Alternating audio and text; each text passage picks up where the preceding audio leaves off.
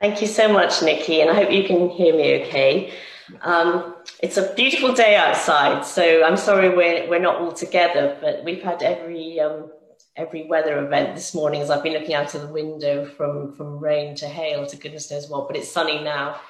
And I'm really pleased to have the position of Executive Member for Climate Change, as Hampshire is such a county of great biodiversity, with more than 22% of its area covered by nature conservation designations and 38% as protected landscapes, as we all know, are national parks and areas of outstanding natural beauty. There's actually quite a great deal of legislation and a lot more in the pipeline and planning guidance that local authorities have to take account of. These include, of course, the National Planning Policy Framework, which I think is due for an update shortly, the Natural Environment and Rural Communities Act from 2006, and the most recent and potentially one of the most exciting and important ones for me and my department in terms of our natural environment is the 2021 Environment Act.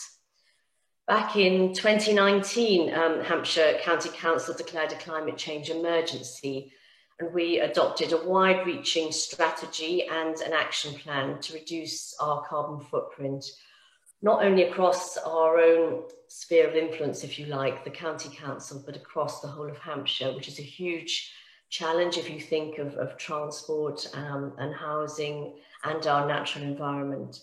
And we also need to improve our resilience to the impacts of a 2-degree rise in global temperatures and average temperatures. And that for us means dealing with really heavy rainfall and extremes of an unseasonal weather. And you can imagine the impact that has on our roads and our general infrastructure.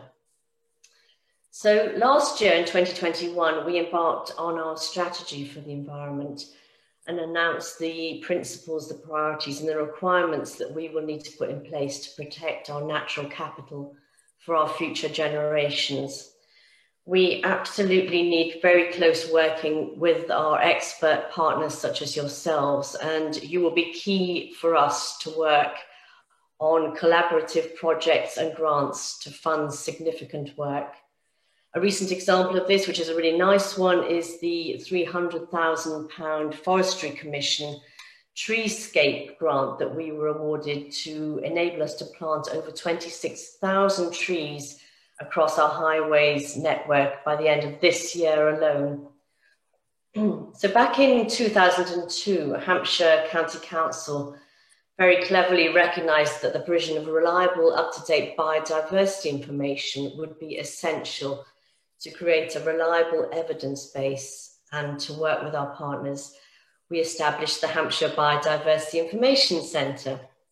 So now, as Nikki said, celebrating its 20th anniversary, the centre is hosted by the County Council and is funded by a partnership of more than 30 wonderful organisations, both supplying and requiring data.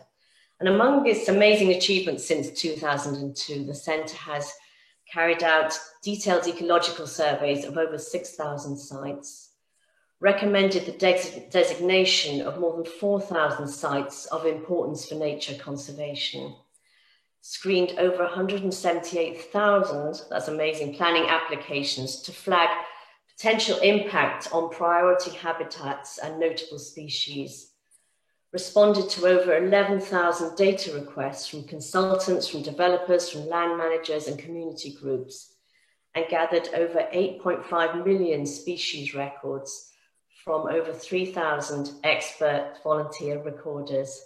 So I'm really looking forward to an exciting morning of presentations. I'd like to hand back to you. Thank you so much, Nikki.